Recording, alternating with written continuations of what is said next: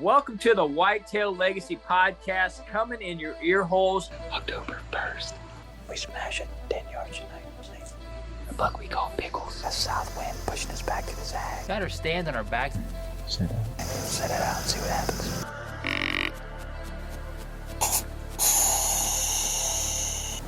You on it?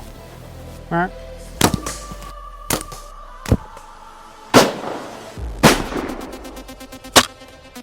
Got the air going out of me. Absolutely drilled him. And boom, he's that good buck. Go get my buck, then we're gonna go get homie's buck. Urban piece as hell. Got him. Pickles is dead. Kevin Gates, both kills on hanging hunts. My first public land buck. Nice work, dude. Look at that. Triple brow on the right. I'm digging that. Bucked out October 28th. An absolute incredible season. Here we go. Welcome to the Whitetail Legacy Podcast. Well, it still takes 38 minutes for me to set up a podcast, 3 outtakes, and one rip. So here we go. You're working with the high-end equipment. Yeah, I'm working with a high-end equipment. I ain't got the Zoom phone. I got the MacBook Pro 93. All right, well, we got Jesse Hines on. Man, I sound like I'm loud as hell over here. Yeah. We got Jesse Hines on. We're going to talk about his buck last year that he crawled in on. We're actually on the way to do some shit in the truck, so we got a truck episode going on. Hopefully the audio is crisp. We're using the new headsets homie picked up. Potential trash, potential not trash. Potential trash. The first time I used it, So put in some work and yeah, so maybe we'll see how it figured goes. it But let's get right into this, homie. You got Exodus? yeah, guys, they have released their new product line, and it is a awesome-looking arrow that they have picked. They've named it the MMT, and they just released it here this week. All the information is going to be on their website. You guys can head over to ExodusOutdoorGear.com and check that out. Cody and I received ours here actually last night, and we're going to get to tinkering with them, get them bad boys set up, and start slinging them here in the backyard before too much longer, and hopefully knock down a buck or two with them this fall. Yeah, I was shooting and I was like, man, I'm about to switch my arrows, so hopefully it's pretty true to what I got set up. You know how I don't like to mess with my stuff once it's set. I'm not a tinkerer. I just like my stuff to be solid. Does it work? Okay, leave it Yeah, alone. leave it on there. But yeah, guys, so we're going to have more information, obviously, here in the next up-and-coming episodes, so be sure to be here for that. All right, I got Right On Optics, rightonoptics.com. If you guys are in the market for binos, spotting scope, they actually just come out with a new tripod that I wish I could afford to have. All carbon fiber, super nice. My tripod's trash, dude. I need a new one real bad. But if you guys are in the game for anything, scopes, pistol sights, red dots, anything like that, check them out, rightonoptics.com. All right, you got Next Level? Yeah, guys, this is a cool, pretty interesting YouTube series that Garrett from Chasing the Dream TV puts on.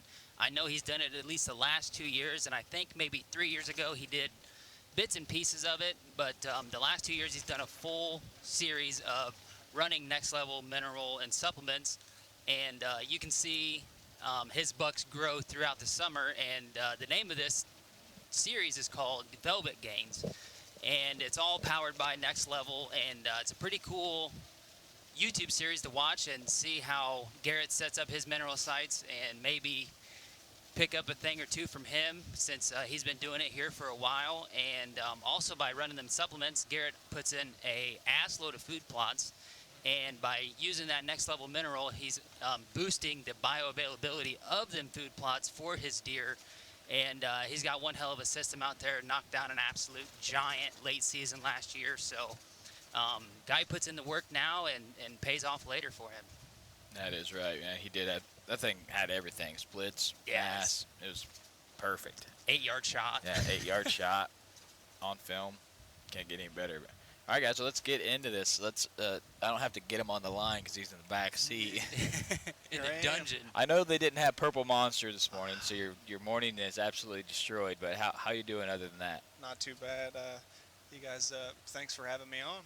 Yeah, I appreciate you coming on again. And we were trying to squeak an episode here, and I told homie, I said, let's just talk to old Jesse. We're gonna be right there It's damn nice to see your face, actually, for a change. So let's get right into the story of your buck, man. Let's start off that morning, or wherever you want to start off. It's a badass story that I think more people need to see, just because it's so different and off the wall.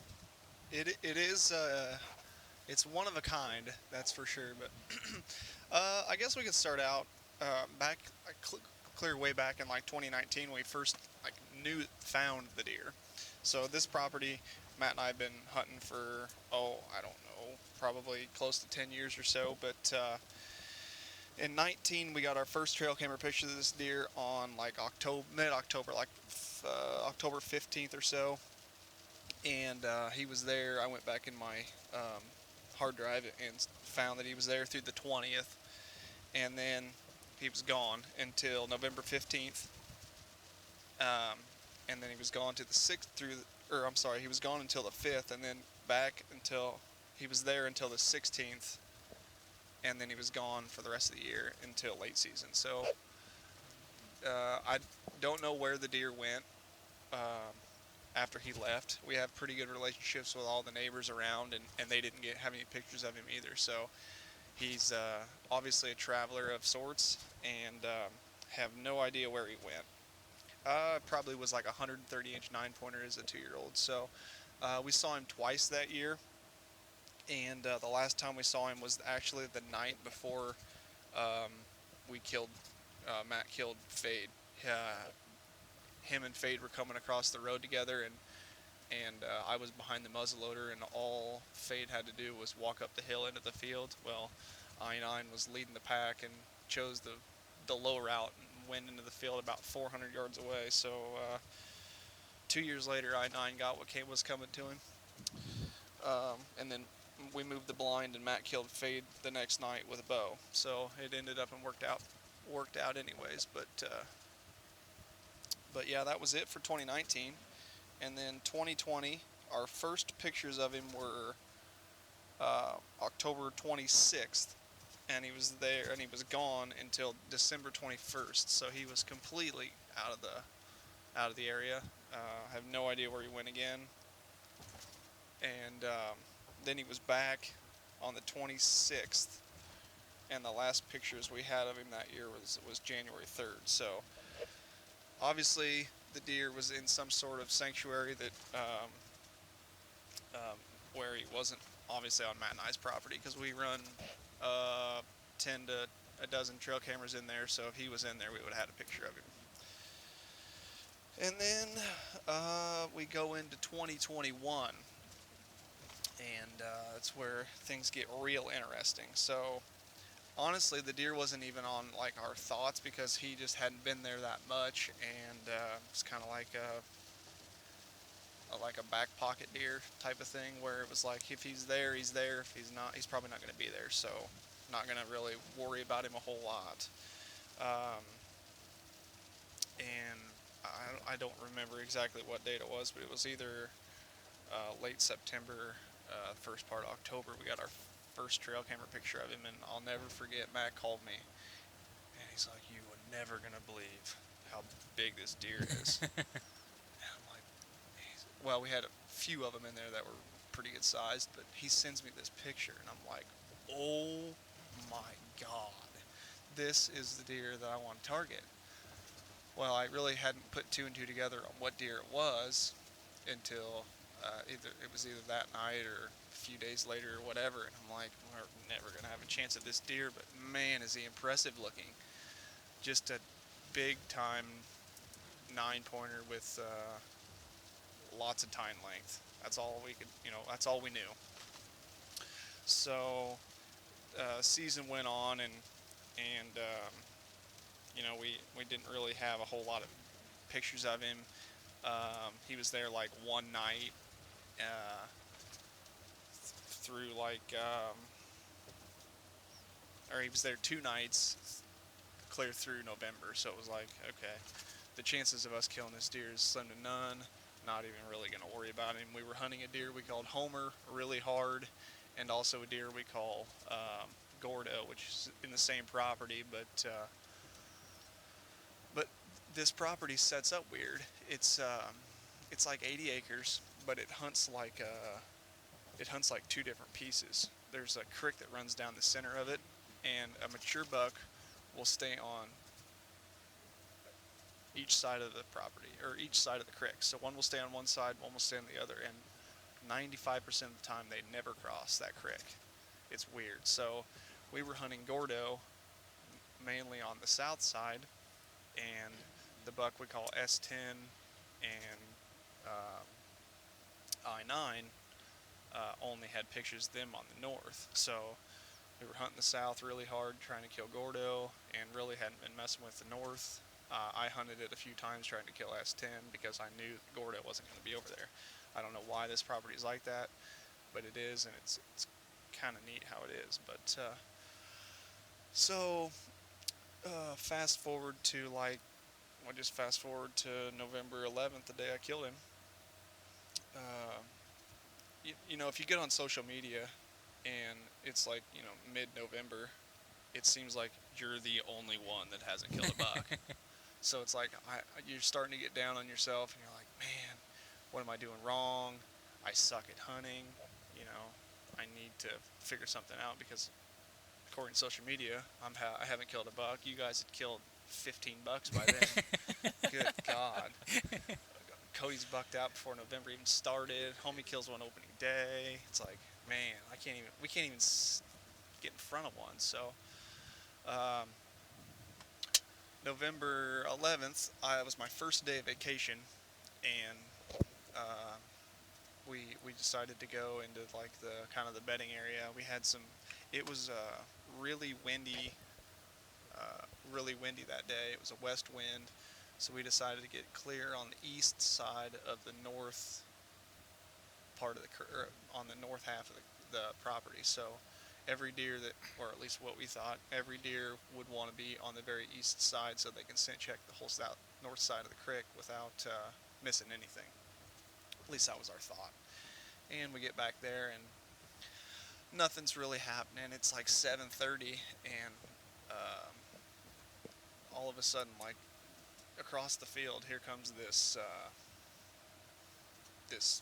person on the other property, but just walking in nonchalantly, like across the cornfield, like in the wide open daylight. It's like, what is this guy doing? He's getting closer and closer to us, and finally he stops like right next to the timber, just on his side of the property line. So at this point, Matt is fuming pissed, and it's like, this guy's, I don't know if he's trying to ruin our hunt or what, but anyway, Matt gets down and goes over and talks to him. He's like, hey, what are you doing, man? Blah blah blah. And they sorted it out or whatever. Well, he got back up in the tree, and we decided to sit there a couple more hours. He had some stuff to do that day, so we couldn't sit as late as we wanted to. So I think we ended up and only saw 2 or 3 does, but those ended up to be the pretty special ladies that, or at least we assumed they were, that ended up to be the golden ticket. But anyway, they kind of got out of there, whatever, and we slid out about, I think it was probably 10 or 10:30 on November 11th. Genius idea at the time, and left the bow, left the camera, left everything, because we knew we were going to come back to this tree. So we'll leave everything, and we're gonna be late. So we're just gonna slide right back in here, and as soon as we climb up in the stand, we're already hunting. Yeah, that was a great thought. But so Matt had to take his son to school that day, and his son goes to school about an hour from Matt's house. So Matt and I went and picked him up and took him back to the house, and I just hung out with him for a little bit. Matt wanted to spend some time with him. He'd been hunting pretty hard, and we, like the two parents we are, we took him to school. I just went along because it was something to do at the time, I guess. But we took him to school. Matt had been hunting, I don't know, 10 or 15 days straight, so he hadn't been to the grocery store. So we decided to go to the grocery store. November 11th, we're shopping at Aldi's there in Canton, Illinois, and getting a few groceries. get some stuff, and Matt has to take his dog to the vet. Jesus. Yeah, this is He's got a hell of shit to do today. we got a lot of stuff to do on November 11th. We're busy. So anyway, he has a doctor, or the dog has the vet appointment at 2 o'clock. So we get back to his house, and he takes off, and he tells me, he's like, hey, if you want to run those cards, we'd already talked about it. He's like, don't forget to, if you want to run them cards, go run them while I'm gone, and by the time you get back, I'll be pretty close to getting back too, and we'll suit up and go. Well, I hung out at the house for a few minutes, and I was like, I probably do need to go run them cards real quick, and I started looking around the house. I could not find an SD card to save my life, and I'm like, man. I looked for 10 or 15 minutes, and I'm like, screw it. I can't find any SD cards anywhere. Like, just obviously kind of mad at myself. So I'm like, I'd like to know what's going on in there. We were not wasting our time tonight. We just go get the bow and camera and go somewhere else. Well, couldn't find the SD cards. So it's like, God dang it. Matt gets, I just go ahead and just get dressed, because by the time he gets back, we're already going to be too late. But so I'm dressed. All he's got to do is come home with the dog, drop the dog dressed onto the property. So he gets back around 3 o'clock. It's only like 5 minutes from his house, the property is. So he gets dressed real quick. We run over to the property. We get there at like 3:15. And at this point, we're like, way too late. Just get in the tree as fast as you can type of situation. We have no equipment with us, no book bags, no camera, bow, nothing.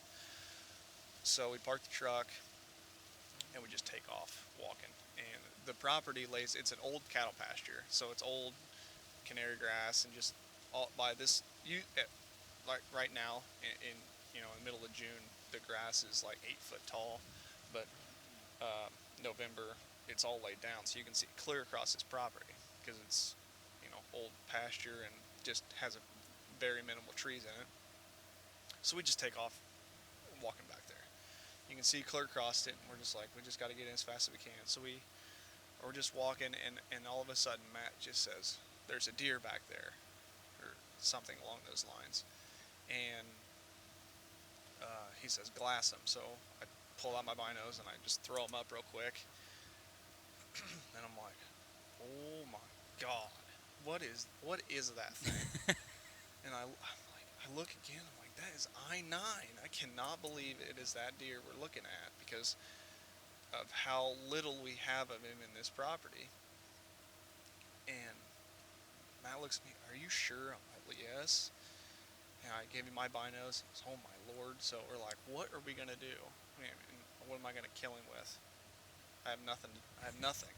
So immediately we're like, we're freaking idiots. Why would we ever leave that stuff in the tree? Okay, where is the deer in correlation to the tree stand, and how far are you guys from the tree stand when you spot him? So from the tree stand to us is around, I would say, somewhere around 250 yards from where we are. And the deer is like maybe 50 yards from the tree stand, between us and the tree stand. So he's like 200 yards from us, and another 50 yards is the tree stand. So we're like, what? I mean, we've got to do something. We got to try. So immediately, we do the whole get down to our knees and our bellies, and we're sitting there, and we're trying to make a decision on, like, okay, what are we going to do? So we're talking it out, and we're like, we got to go for it. We have to try. Now, the smart thing would have been to just leave and, let him win for the day, but that's not our style. So we're gonna, balls to the wall in there and try and do something about it. So we get to the fence. The fence is like a brushy fence rail. There's some trees growing up in it, and some of the taller grass is still standing up because it's got something to stand up with. So we just start crawling along the fence line, and we probably go 20 yards, every 20 yards, 40 yards, we stop, glass, see where they're at, still there, go a little bit further, stop, glass, okay, keep going, and eventually we got to the point where we couldn't see them. and we were getting probably within 75 yards of the tree, maybe 100, and there's a creek, a real deep creek in there. So we just decided just to get down in it and use the bank as like a barrier, so they couldn't see us, but we could still move. We decided to get not way past, probably 30 or 40 yards past our tree stand, and use the tree as like a barrier to put the tree between the deer and us. So we get back there, and we look, and we can see a few does, and have no idea where he's at this point. So we're like, okay, we just move a little bit, and we get to the base of the tree. And at this point, we haven't laid eyes on him. I mean, he could be in the next county by now. We have no idea. But we've got to the base of the tree, and we're whispering because we don't know how close they are. And Matt's like, I'm just gonna scooch around and see if I can see him. Give me your binos. He didn't have his; it was in his book bag, up in the tree. So I give him my binos. He scooches around, and he glasses, and he says, "Get up the tree now." So, as fast as I can, as quiet as I can, I stand up and shimmy up the tree. Mind you, our ladder is on the same side as the deer is laying. So at this point, we're way exposed. So I'm going up the ladder as fast as I can, and I get up, I don't know, 5-6 rungs, and Matt's right behind me. And mind you, it's November 11th. It's cold, windy. We both got a lot of clothes on. It was really windy that day. Yeah. That's one thing that I think helped you guys Oh, out. absolutely. It was crazy windy. But the temperature, I mean, it was cold. Yeah. And so we're like, bundling up, kind of layering up because, don't want to get cold. So I've got like 3 coats on. Maybe not 3, but I had way too many layers on to be, crawling 300 yards. So I get up, I've got a beanie on, I get up the tree, and I'm like, oh, I'm about to die. I luckily had a ball cap in my book bag. I switched to that to let my head breathe a little bit. I took a sip of Gatorade. Matt is kind of getting the microphones ready and making sure the lighting on the camera's right, and all the cameraman stuff. And we get cooled down for a minute, and we do an interview. And at this point, we know the deer had been laying there while we were climbing up, but we can't see them because we're up in the trees, and back where we are is kind of like where the only trees are on this property, and it's a lot of hedge and grown up grass, and that's actually standing, a lot of multiple rows back there. It's like a bedding area of sorts, and a buck always pushes a doe back there. But anyway, we can't see much. We can only see 50 yards in that direction that the buck is laying. Luckily, he was facing away from us, so we got up as fast as we could, blah, blah, blah. So anyway, we assume he's still laying there. So we talk it over after our interview, and we're like, what do we do? And Matt's like, why don't you just try a couple grunts? Try to see if you can entice him or a doe to come over. So get a grunt call out, and I turn away from him because I don't want to blow it right at him. I turn away and I grunt. Well, the wind knocked it down pretty bad, and I didn't grunt real loud because I didn't want to spook him. So we waited, and I don't know, another 5 minutes. Matt's like, here, try this grunt call. So we whipped another grunt call out, and I turned away again and blew it a lot harder. That way the wind would not knock it down, and hopefully he'd hear it. And put it down, and we're just sitting there, and Matt says, well, here he comes. I look, and I'm like, that's a doe. He's like, nope. He's right behind her. And I'm like, I'm looking, I'm trying to bend down but not move very much because I don't want to spook him. And I'm like, oh, yeah, there he is, because you can see him coming now with what's sitting on top of his head. So anyway, there was two does and him were walking our way. And at this point, they're probably 40 yards, and I have no chance in hell to shoot because of limbs and the brush and everything. So the does split. So one goes like northwest.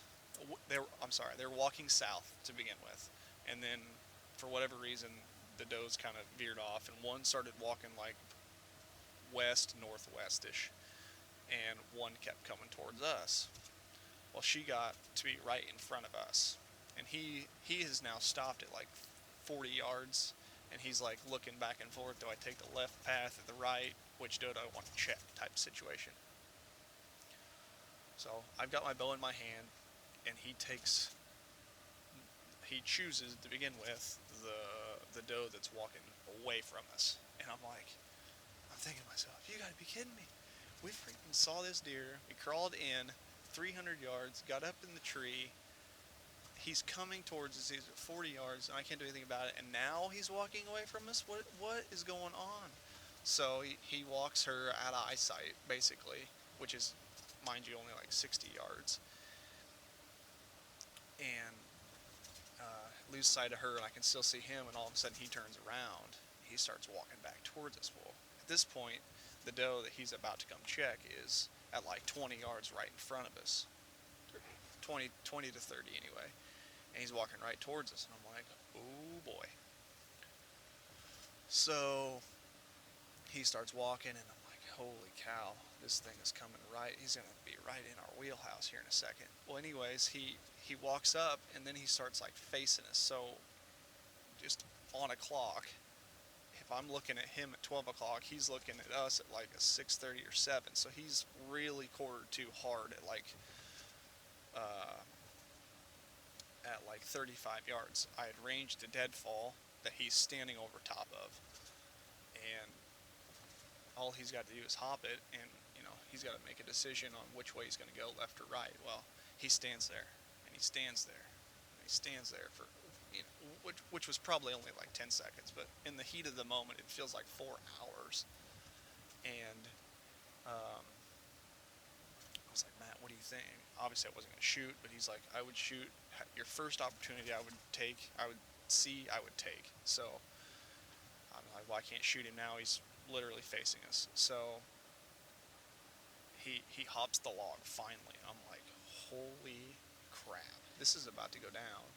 So the doe that he's trying to come look at is like 20 yards, like right in front of us. So it's like us, the doe is directly between him and I. And she squirts off back south. And because he nudged her, I pull my bow back, thinking they're going to go into the hole that's through the crotch of the tree. So I'm going to have to, I take my bow up and over one of the limbs in the tree. I'm still at full draw. I'm waiting for him. Well, he stopped in the brush at like 25 yards. I'm just waiting for him to make a decision if he's going to keep going that way or if he's going to turn back around. Well, the doe squirts back north, and like, okay, well, back over the tree I go, still at full draw. I've been at full draw for, 30 seconds or so. And he turns and finally walks into the opening at like 25 yards. Mind you, sorry, I'm shooting HHA single pin. Well, I've dialed it like 4 times because I started at 30. I've gone to 25. I'm back to 30. I always leave it at 30. So I put it at 30. He's at like 25. So I know I aim lower than what I would like.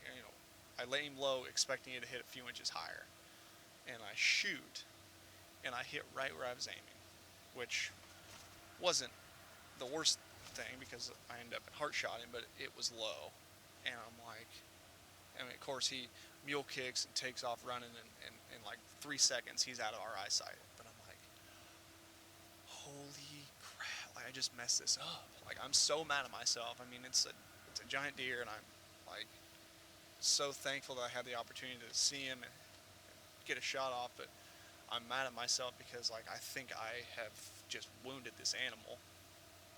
Like, the shot looked really low. Luckily, we had the I don't know what's the word I'm trying to think of, the luxury of going back and looking at the footage. Well, I asked Matt, and he's like, it was low. So crap. So we watched the footage. 15, 20,000 times, and it's low. I called a few people just to let them know that like I did shoot him. Like I think I called Garrett. I called Pete. Pete was up with us hunting the property for like a mile and a half, 2 miles away. He knew what was going on, so I called him and said, hey, I shot him. The shot's low. I'm not real sure. And I think I may have called you guys. I don't remember, but anyway, we recorded the footage and on our phone, send it out to Garrett and you guys. Grant asked you what you thought, and everybody was like, it's low, but you may have gotten heart. Well, it's like, God dang it. Well, it was at like 4:15, so we got to the property at 4:30, or I'm sorry, at 3:15, and we shot him at 4:15. So we had crawled 300 yards and killed him within an hour. And so we decided at 4:15 we're going to wait until 4:45 before it gets dark. We want to get down, get over to the arrow, see what the arrow looks like, and then just get out of there. Didn't want to push him, but wanted to see what we were dealing with before it got dark. So 4:45 hits, and we climb down, and we're like easing over there, real quiet, and we were like 10 yards from the arrow, and I just look up the way, that's the way the deer ran, so I'm going to look that way, just to see if, maybe I can get lucky here. And I look up there, and like 75 yards, I can see his rack sticking out of the grass. And I completely lose it at that point. Like, I'm so, my adrenaline is high because all this had happened. I wasn't excited at the shot, as excited as I should have been, because I thought I had screwed it up. Well, as soon as I saw him laying there, I completely lost it. I fell over, like laying on the ground, like, super pumped. Anyway, we get to the arrow. After we saw the deer, we get to the arrow, and it's covered in blood. Mind you, we could see blood on the arrow from the tree stand. I'm using my binos, and I can see blood on the arrow, but you never can be too sure what you're getting into. So, get to the arrow, it's covered in blood, and we just take up the blood trail. We know where the deer is, but we just walk the blood trail anyways, and he's just dumping it. Well, it's at that point, it's obvious what I'd hit. If I'd have shot that low, you're either going to hit nothing or you're going to hit the heart.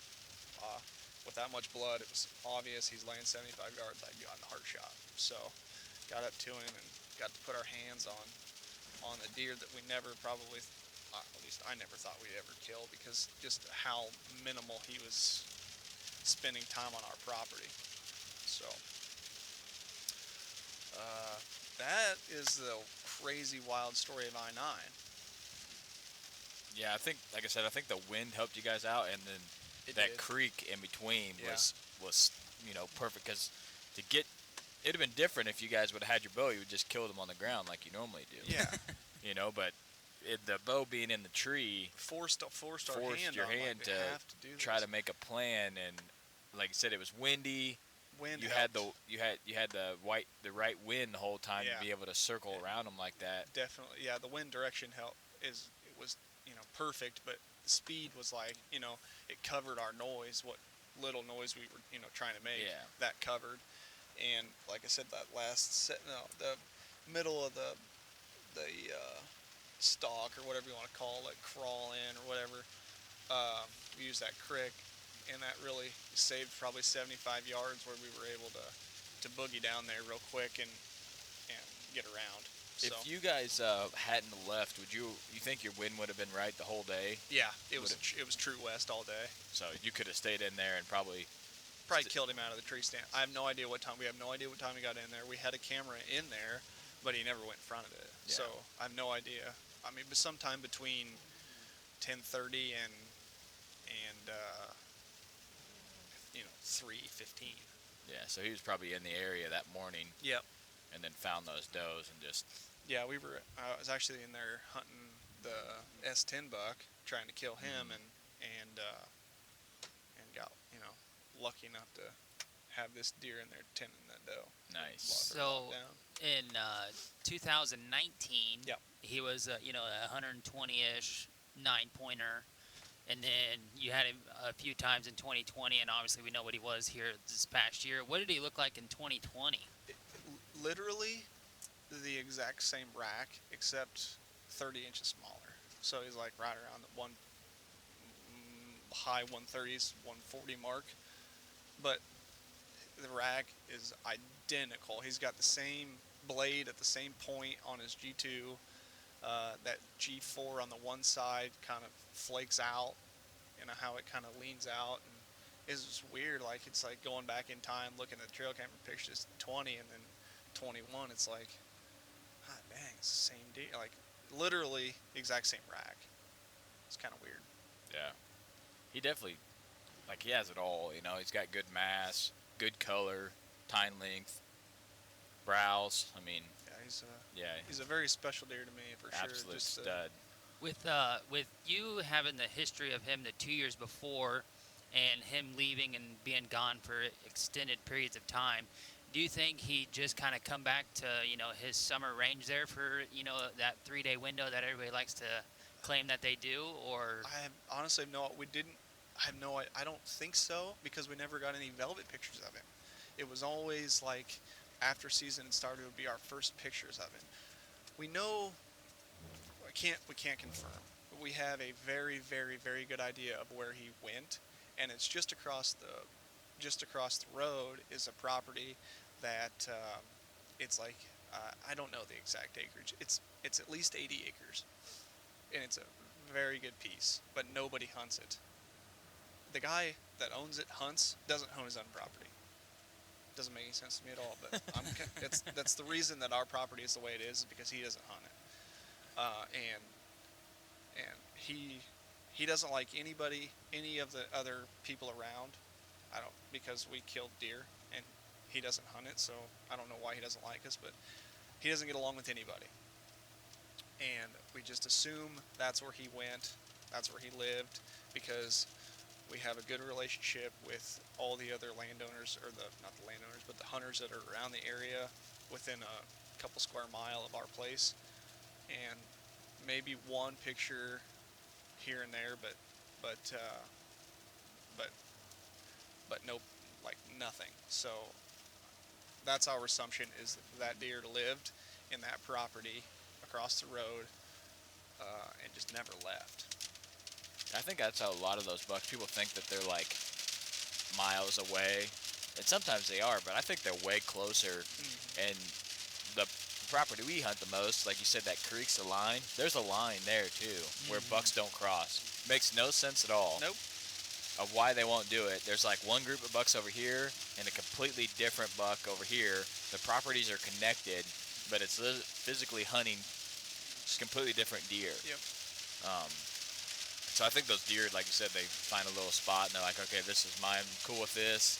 I'm cool with these bucks. I don't really like these bucks, and that's kind of how they roll. And I think some of the deer are more accustomed to pressure and some of them don't like pressure at all. So he could have been like one that didn't like pressure at all, and how those does could have ran across the road and pulled him right into that little spot, and he's just out there chilling. I think people like to be in those big timbery areas in the rut, but I think spots like that are like little bullshit out of the way spots, or pockets. The best spots in the rut, like where there's not really a lot of deer any other time of the year, and you go in there, you're like, oh shit, there's a giant in here, and that's where they like to be. But after I killed the deer, we pulled the cards, and we found out from somebody else, but we pulled our trail cameras in there, and that I-9, the deer I killed, was in daylight on the 10th as well, walking out of our property, or the direction out of our property, going into that sanctuary across the road. What brought him back in there, I have no idea. And then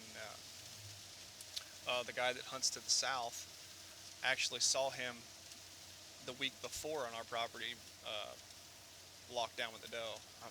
That information would have been nice to know, but I totally understand why he didn't tell us, because he was trying to kill the same deer. Yeah.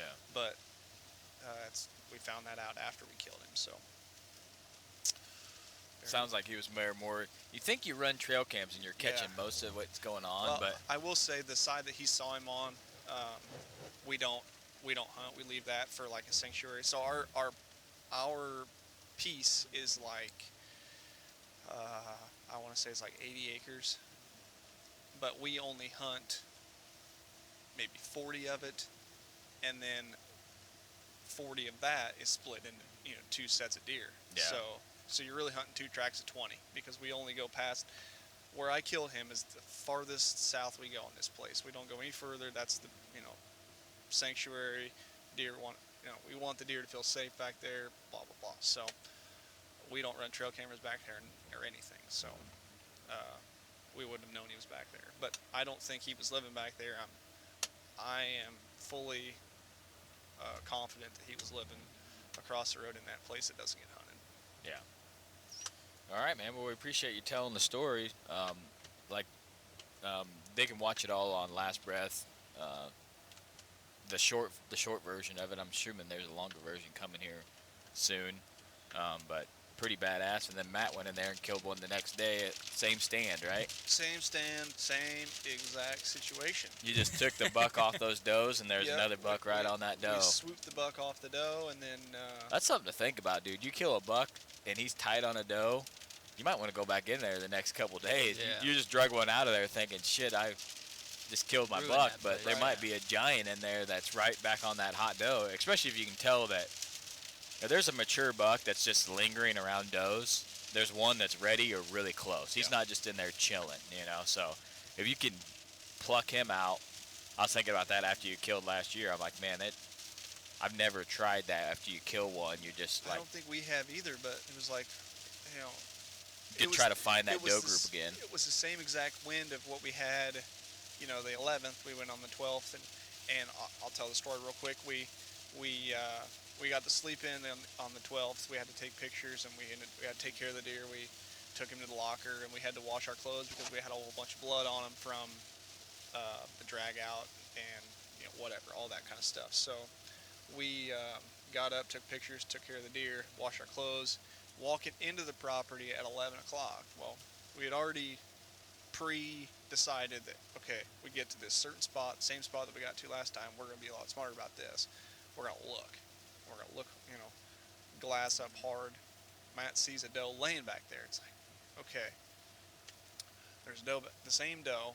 I mean, you never can be too sure about does, but I'm assuming they're in the same spot, it's the same doe group. And so we're like, okay, we don't have to hurry this time. We got the camera, we have the bow, we just don't want to spook this doe. So we do the same exact thing over again. We get to the fence, crawl along the fence, and at probably halfway through the stalk,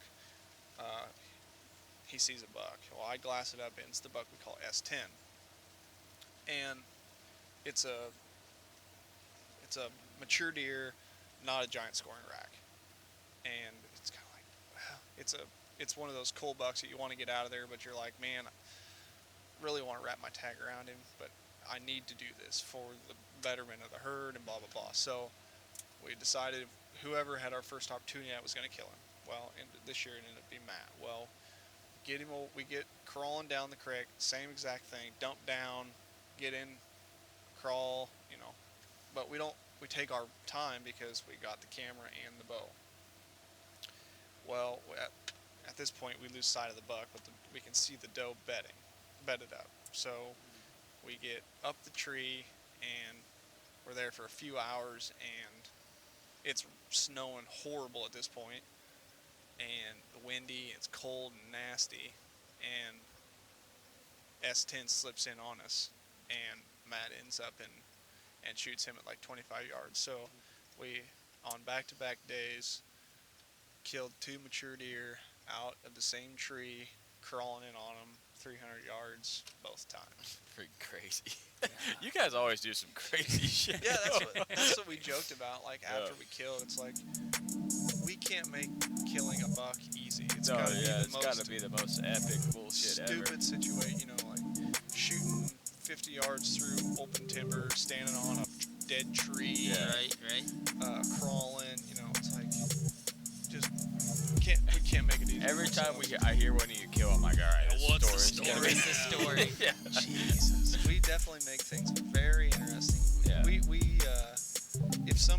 I know we film each other and we try and be very serious about when we actually film, but if we could just be, you know, both of us not have a camera and somebody films us when we didn't know things would be filmed, we would be freaking millionaires with the reality TV show. Because it is just, most of the time, it's the most off-the-wall crap you've ever seen. But we somehow seem to be successful every year. Yeah, you smashing every year, so. All right, man. Well, appreciate you coming in and telling your story of crawling in on a Booner. Not very many people say that they did that. So, like always, guys, appreciate you guys listening. We're getting to our destination. We're gonna film this wedding, the best that's ever been done. We only get one shot, like Eminem right now at this thing. Yeah. So we gotta show up. I didn't eat spaghetti last night, so I'm feeling solid. 3 people got that joke on here. All right, guys. Appreciate you listening. Always try to do the right thing. Try to leave a legacy, and Whitetail Legacy is out.